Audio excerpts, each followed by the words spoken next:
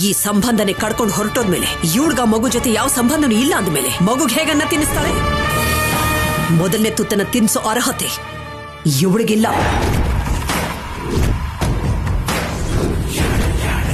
ಯಾಕೆ ಮೇಡಮ್ ಹಾಗೆ ಮಾತಾಡ್ತಾ ಇದ್ದೀರಾ? ಮಗುಗೆ ಮೊದಲನೇ ಸಲ ಹಸುವನ್ನ ನೀಗಿಸಿದ್ದು ಭಾಷಿಣಿನೇ ಅಲ್ವಾ?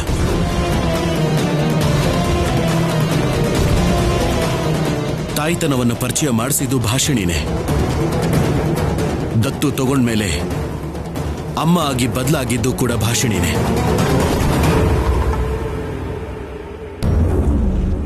ಹೀಗಿರೋವಾಗ ಅವಳಿಗೆ ಅರ್ಹತೆ ಇಲ್ಲ ಅಂತ ಹೇಗೆ ಹೇಳ್ತೀರಾ?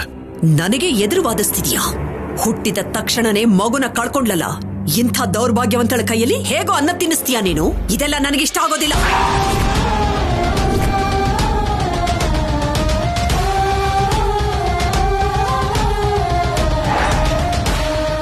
ವಾಗ್ದೇವಿಯವರೇ, ನೀವು ನಿಮ್ಮ ಕುಟುಂಬದ ಸದಸ್ಯರು ನನ್ನ ಮಗಳನ್ನ ಯಾಕೆ ಅವಮಾನಿಸ್ತಿದ್ದೀರಾ? ಚುಚ್ಚಿ ಚುಚ್ಚಿ ಮಾತಾಡಿ ಯಾಕೆ ನೋವು ಮಾಡ್ತಿದ್ದೀರಾ? ಎಷ್ಟು ಸಾರಿ ಹೇಳುದು? ಎಲ್ಲವನ್ನು ಮರ್ತು ಹೋಗಿ ಪದೇ ಪದೇ ಈ ಮನೆಗೆ ಬರೋದಕ್ಕೆ ನಿಮ್ಮಂಥವ್ರಿಗೆ ಸೆಲ್ಫ್ ರೆಸ್ಪೆಕ್ಟ್ ಇಲ್ಲದೆ ಇರಬಹುದು, ಆದ್ರೆ ನಿಮ್ಮಂಥವ್ರ ಜೊತೆ ಮಾತಾಡೋದಕ್ಕೆ, ನಿಮ್ಮ ಪ್ರಶ್ನೆಗಳಿಗೆ ಉತ್ತರ ಕೊಡೋದಕ್ಕೆ ನನಗ್ ಸೆಲ್ಫ್ ರೆಸ್ಪೆಕ್ಟ್ ಇಲ್ಲ ಅಂತ ಅನ್ಕೊಂಡ್ರ? ನೋಡು ರಾಹುಲ್, ತಂದೆ ಆಗಿರೋದ್ರಿಂದ ನೀನನ್ನ ತಿನ್ಸು. ನಿನ್ನ ಕೈಲಿ ಆಗೋಲ್ಲ ಅಂದ್ರೆ ಹೇಳು. ಈ ಮಗುಗೆ ಅಜ್ಜಿಯಾಗಿ ನಾನನ್ನ ತಿನ್ನಿಸ್ತೀನಿ. ಅದನ್ನು ಬಿಟ್ಟು ಸಂಬಂಧನ ಇಲ್ದಿರೋರ್ ಕೈಲಿ ಈ ರೀತಿ ಅನ್ನ ತಿನ್ಸೋಕೆ ನಾನು ಅವಕಾಶ ಕೊಡಲ್ಲ.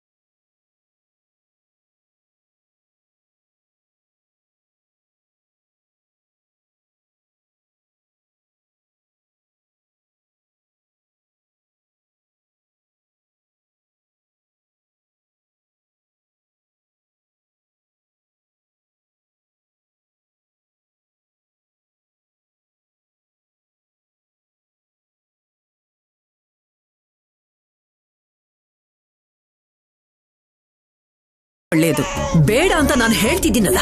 ಪದೇ ಪದೇ ನನ್ನ ಮೊಮ್ಮಗಳನ್ನು ಮುಟ್ಟೋದು ನನಗಿಷ್ಟ ಇಲ್ಲ. ಹೊಸದಲ್ವಾ, ಅದಕ್ಕೆ ಅಳ್ತಿದ್ದಾಳೆ. ಆಮೇಲೆ ತಿಂತ ತಿಂತ ಅದೇ ಅಭ್ಯಾಸವಾಗ್ಬಿಡುತ್ತೆ. ಅನ್ನಪ್ರಾಶನದ ದಿನ ಅನ್ನನ ಇಂಜಿಲ್ ಮಾಡಿಸಿದ್ರಿ ಅಲ್ವಾ, ಅದ್ ಸಾಕು. ಭಾಷಿಣಿ, ಮಗುನ್ ಕರ್ಕೊಂಡೋಗಿ ಹಾಲು ಕುಡ್ಸು.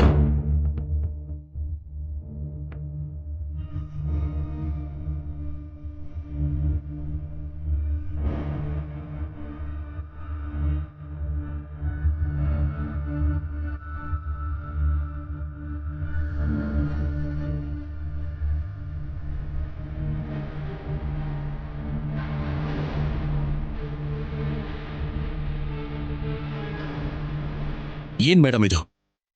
ಅಲ್ಲ, ಏನ್ ಅನ್ಕೊಂಡಿದ್ದೀರಾ ನೀವು?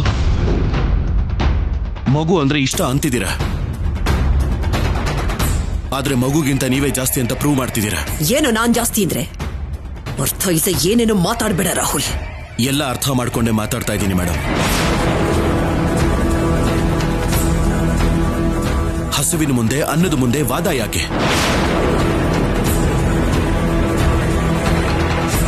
ಅಟ್ಲೀಸ್ಟ್ ಮಗು ಅಳ್ತಿದೆ ಅನ್ನೋ ಕನ್ಸರ್ನ್ ಕೂಡ ಇಲ್ಲ ನಿಮಗೆ. ನಿಮ್ ಕಾನ್ಸೆಪ್ಟ್ ಅನ್ನ ಸಂತರ್ಪಣೆ ಅಲ್ಲ, ಹಸಿವನ್ನ ನೀಗ್ಸೋಗ್ ಬಂದಿರೋ ಭಾಷಿಣಿನ ದೂರ ಮಾಡೋದು ಅಷ್ಟೇ ಅಲ್ವಾ?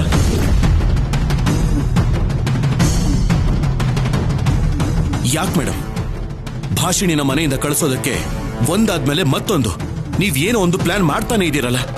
ದಯವಿಟ್ಟು ಬೇಡ, ನೀವು ಮತ್ತೆ ಇದನ್ನ ರಿಪೀಟ್ ಮಾಡಬೇಡಿ. ನನ್ನನ್ನು ಮತ್ತೆ ನೀವು ಹಳೆ ರಾಹುಲ್ ಹಾಗೆ ಬದಲಾಯಿಸಬೇಡಿ ಮೇಡಮ್.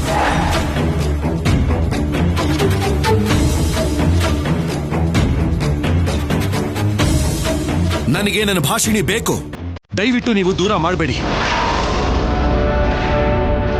ಹಾಗೆ ಮಾಡಬೇಕು ಅನ್ನೋ ಆಲೋಚನೆನೂ ಕೂಡ ನಿಲ್ಲಿಸ್ಬೇಡಿ.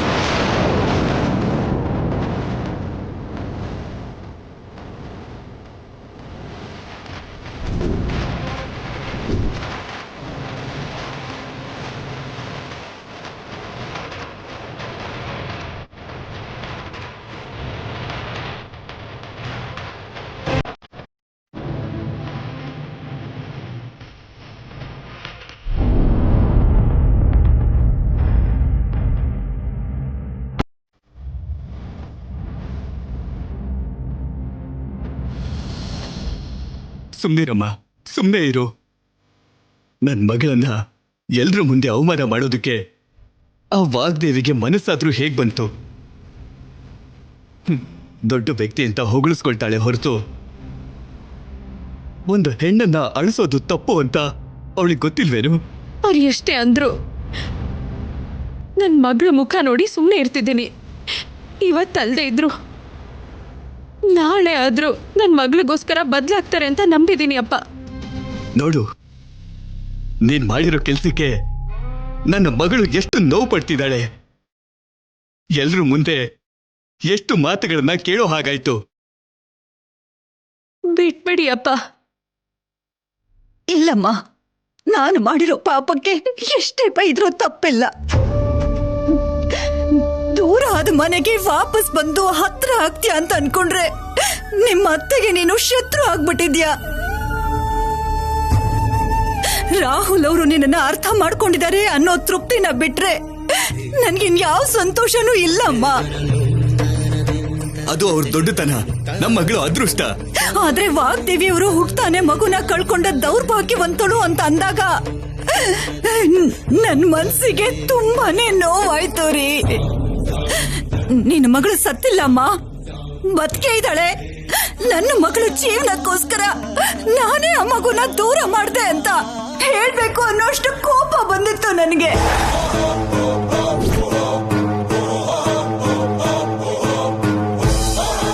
ಏನು, ಇವಳು ಮಗು ಬದುಕೇ ಇದೆಯಾ? ಯಾವ ತಾಯಿನೋ ಮಗಳಿಗೆ ಮಾಡದೇ ಇರುವಂತ ಅನ್ಯಾಯ ಮಾಡಿದ್ದೀನಿ. ನಿನ್ನ ನೋವಿಗೆ ನಾನೇ ಕಾರಣ ಆಗಿದ್ದೀನಿ. ನಿನ್ನ ಜೀವನ ಚೆನ್ನಾಗಿರ್ಬೇಕು ಅಂತ ಹುಟ್ಟಿದ ಮಗುನ ದೂರ ಮಾಡಿ ಅದು ಸತ್ತು ಹೋಯ್ತು ಅಂತ ಸುಳ್ಳು ಹೇಳ್ದೆ.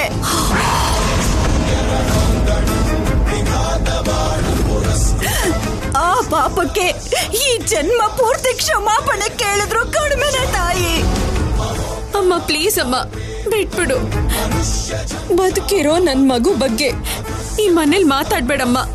ಯಾರಾದ್ರೂ ಕೇಳಿಸ್ಕೊಂಡ್ರೆ ಎಂತ ಪ್ರಾಬ್ಲಮ್ ಆಗತ್ ಗೊತ್ತಾ?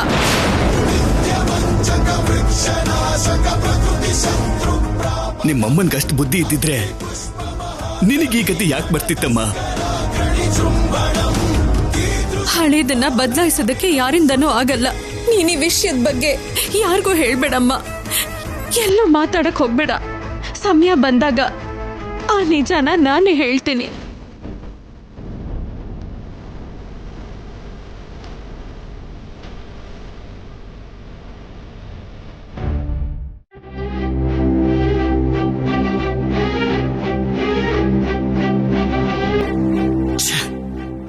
ಮೇಡಮ್ ಅಷ್ಟೆಲ್ಲ ಮಾತಾಡ್ತಿದ್ರು ಕೂಡ ನನ್ನಿಂದ ತಡೆಯೋಕೆ ಆಗ್ಲಿಲ್ಲ.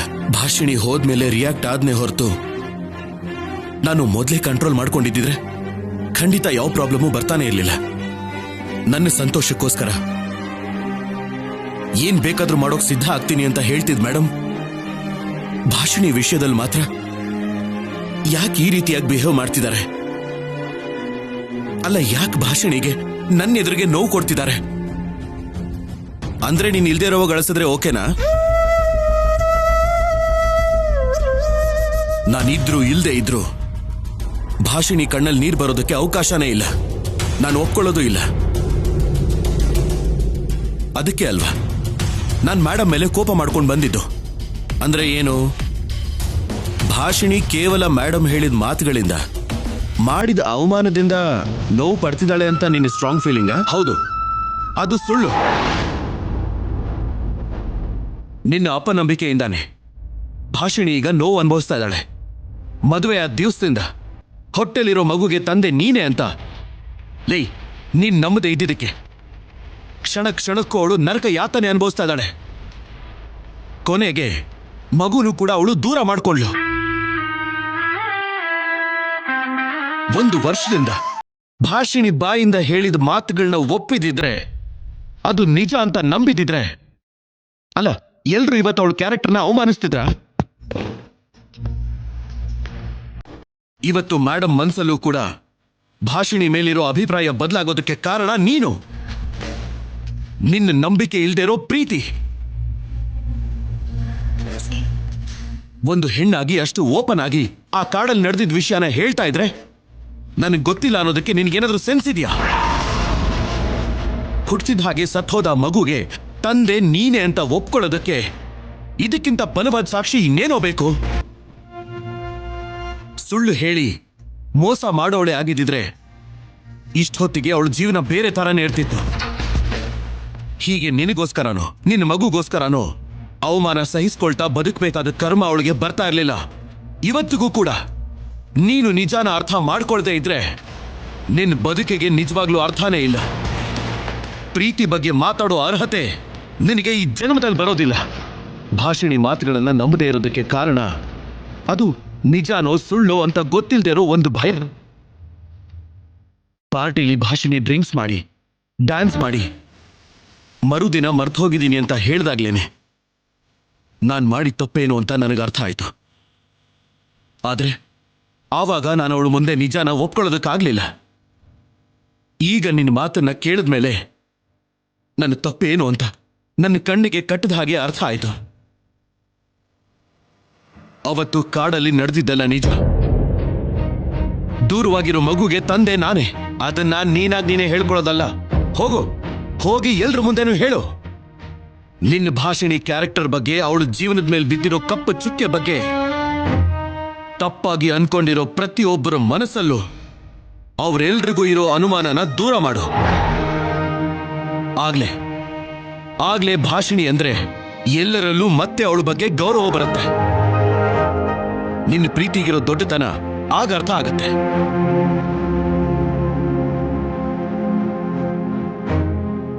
ಸರಿ, ಈಗಲೇ ಹೋಗಿ ಹೇಳ್ತೀನಿ. ಡ್ಯಾಡ್, ಮ್ಯಾಮ್, ಅಣ್ಣ, ಭಾಷಿಣಿ.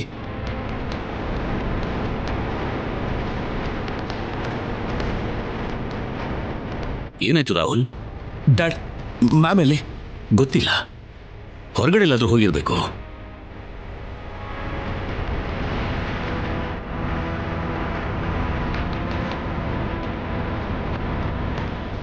ಯಾಕೆ ರಾಹುಲ್ ಎಲ್ಲರನ್ನೂ ಹಾಲಿಗೆ ಕರೆದೆ? ಮತ್ತೆ ಏನಾದರೂ ಫಂಕ್ಷನ್ ಪ್ಲಾನ್ ಮಾಡ್ತಿದ್ಯಾ? ಇಲ್ಲ, ನಿಮ್ಮೆಲ್ರ ಮುಂದೆ ಭಾಷಿಣಿಗೆ ಸಾರಿ ಹೇಳಬೇಕು ಅನ್ಕೊಂಡಿದ್ದೀನಿ.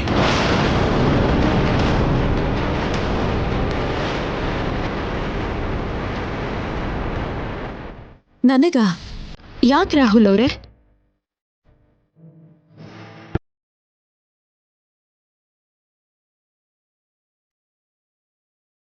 ಇಷ್ಟು ದಿನ ನಿನ್ನ ಮಾತುಗಳನ್ನ ಕೇಳಿದೆ, ನಿನಗೆ ನೋವು ಕೊಟ್ಟಿದ್ದಕ್ಕೆ, ನಿನ್ನ ಬಗ್ಗೆ ಗೊತ್ತಿಲ್ದೇನೆ ಮನೆಯವರೆಲ್ಲ ಮಾತಾಡೋ ಹಾಗೆ ಚಾನ್ಸ್ ಕೊಟ್ಟಿದ್ದಕ್ಕೆ. ಅದೆಲ್ಲ ಯಾಕೆ, ಯಾರಿಂದ ಅಂತ ಕೂಡ ನಿಮ್ಗೆ ಗೊತ್ತು ರಾಹುಲ್ ಅವರೇ. ಇವಾಗ ಸಾರಿ ಕೇಳೋದ್ರಿಂದ ಯಾವ ಲಾಭನೂ ಇಲ್ಲ. ಮಗು ಮೇಲೆ ಮಲಗಿದೆ, ನಾನು ಹೋಗ್ತೀನಿ.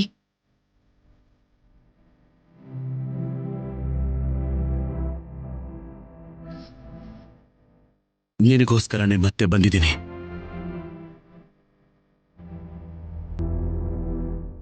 ನನ್ನನ್ನ ಬಿಟ್ಟು ಹೋಗ್ಬೇಡ. ನೀನ್ ಹೇಳಿದ ನಿಜಾನ ನಂಬದೆ ಇದ್ದಿದ್ದಕ್ಕಲ್ವಾ ಈ ಸಮಸ್ಯೆಗಳೆಲ್ಲ. ಈಗ್ಲೇ ಎಲ್ರ ಮುಂದೆನೂ ಧೈರ್ಯವಾಗಿ ಒಪ್ಕೋತೀನಿ. ಭಾಷಿಣಿ ಪ್ರೆಗ್ನೆಂಟ್ ಆಗೋದಕ್ಕೆ ಕಾರಣ ನಾನು.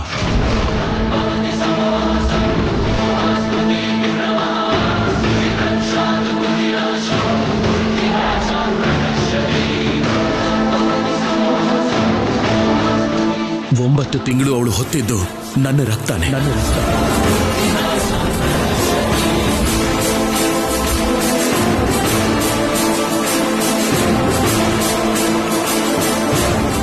ಮೂರ್ಖತನದಿಂದ ದೂರ ಆಗಿದ್ದು ನನ್ನ ಪ್ರೀತಿಯ ಪ್ರತಿರೂಪನೇ. ಇಷ್ಟು ದಿನ ಸೈಲೆಂಟ್ ಆಗಿದ್ದು ಸಡನ್ ಆಗಿ ಯಾಕೆ ಹೀಗೆ ಹೇಳ್ತಿದ್ಯಾ ರಾಹುಲ್? ಯಾರಾದ್ರೂ ಇನ್ಫ್ಲುಯೆನ್ಸ್ ಮಾಡಿದ್ರಾ ಇಲ್ಲ ಫೋರ್ಸ್ ಮಾಡಿದ್ರಾ? ಇಲ್ಲ, ನಿಜ ಏನು ಅಂತ ಅರ್ಥ ಮಾಡ್ಕೊಳ್ಳೋದಕ್ಕೆ, ಹೌದು ಅಂತ ಒಪ್ಕೊಳ್ಳೋದಕ್ಕೆ ಟೈಮ್ ಹಿಡಿತು. ಅದೇ ನನ್ನ ಭಾಷಿಣಿ ಪಾಲಿಗೆ ಶಾಪ ಆಯ್ತು. ಮೇಡಮ್ ಅವಳ ಕ್ಯಾರೆಕ್ಟರ್ ಬಗ್ಗೆ, ಹೊಟ್ಟೆಲಿರೋ ಮಗು ಬಗ್ಗೆ ತಪ್ಪಾಗಿ ಮಾತಾಡೋದಕ್ಕೆ ಕಾರಣ ಆಯ್ತು. ಇನ್ಮೇಲೆ ಹಾಗಾಗ್ಬಾರ್ದು ಅಂತಾನೆ ನಿಮ್ಮೆಲ್ರ ಮುಂದೆ ನಿಜಾನ ಒಪ್ಕೊಳ್ಳೋದಕ್ಕೋಸ್ಕರ ಬಂದಿದ್ದೀನಿ.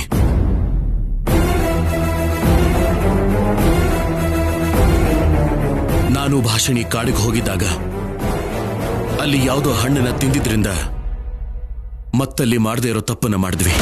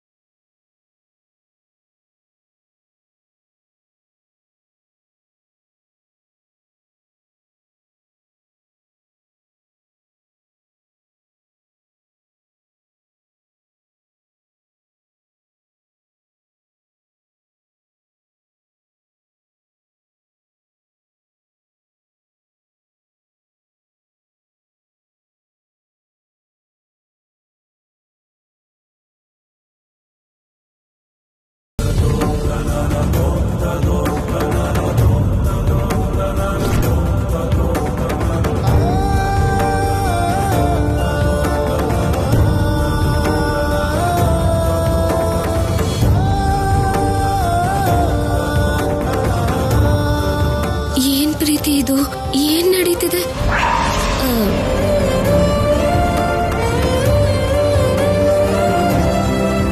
ತುಂಬಾ ಸಂತೋಷ ಆಗ್ತಿದೆ ರಾಹುಲ್ ಅವರೇ. ಈ ಮಾತಿಗೋಸ್ಕರನೇ, ಈ ನಂಬಿಕೆಗೋಸ್ಕರನೇ ಇಷ್ಟು ದಿನ ಕೋಪದಲ್ಲಿದ್ದೆ, ನಿಮ್ಮನ್ನ ದ್ವೇಷ ಮಾಡಿದೆ. ಗೊತ್ತು,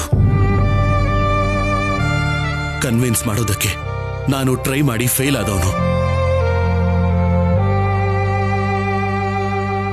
ಜೀವನ ಪೂರ್ತಿ ನಾನು ನೋವು ಅನುಭವಿಸೋದು ಒಂದು ವಿಷಯಕ್ಕೆ ಭಾಷಿಣಿ. ನನ್ನಿಂದ ನಮ್ಮ ಮಗು ದೂರ ಆಗಿರೋದು. ಇಲ್ಲ ರಾಹುಲ್ ಅವರೇ, ನಮ್ಮ ಮಗು ಬದುಕೇ ಇದೆ. ಈಗ್ಲೇ ಹೋಗಿ ವಿದ್ಯಾನ ಕರ್ಕೊಂಡು ಬಂದು ನಿಮ್ ಕೈಯಲ್ಲಿಟ್ಟು ಸರ್ಪ್ರೈಸ್ ಕೊಡ್ತೀನಿ. ಒಂದ್ ನಿಮಿಷ ರಾಹುಲ್ ಅವರೇ. ಎಲ್ಲಿಗೆ ಭಾಷಿಣಿ? ಅವತ್ ಹೇಳಿದ್ದೆ ಅಲ್ವಾ ರಾಹುಲ್ ಅವರೇ, ನಿಮ್ಗೆ ನನ್ ಮೇಲ್ ನಂಬಿಕೆ ಬಂದಿದ್ದಿನ ನಿಮ್ಗೊಂದ್ ಸಿಹಿ ಸುದ್ದಿ ಹೇಳ್ತೀನಿ ಅಂತ. ಹೌದು, ಏನದು? ಈಗ್ಲೇ ಬರ್ತೀನಿ ರಾಹುಲ್ ಅವರೇ.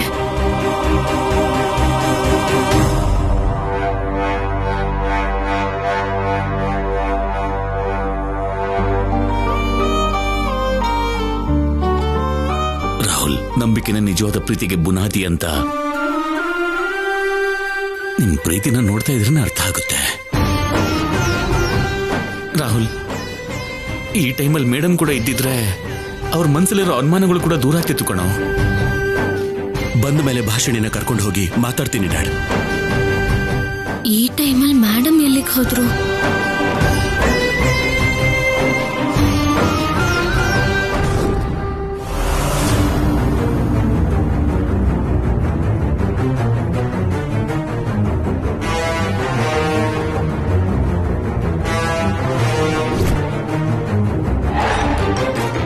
ವಿದ್ಯಾ ವಿದ್ಯಾ ವಿದ್ಯಾ ಇಲ್ಲಿ. ರಾಹುಲ್ ಅವರೇ, ರಾಹುಲ್ ಅವರೇ, ಏನಾಯ್ತು? ವಿದ್ಯಾ ಕಾಣಿಸ್ತಿಲ್ಲ. ಕಾಣಿಸ್ತಿಲ್ಲ ಅಂದ್ರೆ ಏನ್ ಭಾಷಿಣಿ? ನಾನು ಅವಳನ್ನ ರೂಮಲ್ಲೇ ಮಲಗಿಸಿದ್ನಲ್ಲ. ಹೌದು ರಾಹುಲ್ ಅವರೇ, ನಿದ್ದೆ ಮಾಡಿದ್ಮೇಲೆ ನಾನು ಅಮ್ಮ ಅಪ್ಪ ಹೊರಗಡೆ ಬಂದ್ವಿ. ಅಷ್ಟ್ರಲ್ಲಿ ನೀವ್ ಕರೆದ್ರಿ. ಎಲ್ರು ಮನೇಲಿ ಇರ್ಬೇಕಾದ್ರೆ ಮಗುನ ಯಾರು ಕರ್ಕೊಂಡು ಹೋಗ್ತಾರೆ? ಮೇಡಮ್ ಕೂಡ ಮನೇಲಿಲ್ಲ. ಒಂದು ವೇಳೆ ಮೇಡಮ್ ಏನಾದ್ರೂ ಕರ್ಕೊಂಡು ಹೋಗಿರ್ಬೋದಾ? ಯಾರಿಗೂ ಹೇಳ್ದೇನೆ ಎಲ್ಲಿ ಕರ್ಕೊಂಡು ಹೋಗ್ತಾರೆ ಅಣ್ಣ?